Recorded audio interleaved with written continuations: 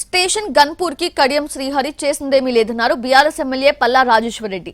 తన సవాల్ స్వీకరించకుండా పిచ్చిగా మాట్లాడుతున్నారంటూ కౌంటర్ ఇచ్చారు కడియం శ్రీహరి.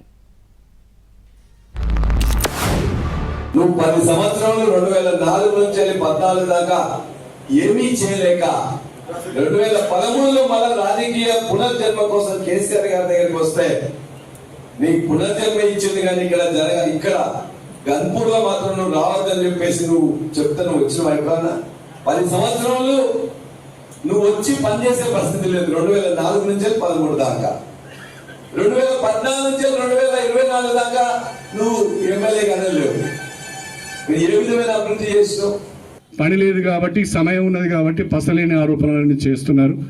అవన్నీ నేను పట్టించుకోను. చెప్పవలసిన ఇక్కడ అన్ని విషయాలు వివరంగా చెప్తాను. నేను చెప్పిన విషయాలకు మాత్రం స్పందించడం లేదు ఎవరు. నా సవాలును కూడా ఎవరు స్వీకరించడం లేదు. పిచ్చి పిచ్చిగా మాట్లాడుతున్నారు. ఇక పిచ్చోళ్ళని వదిలిపెట్టవలసిందే తప్ప అంతకంటే ఎక్కువ మనం చేసేది ఏం లేదు.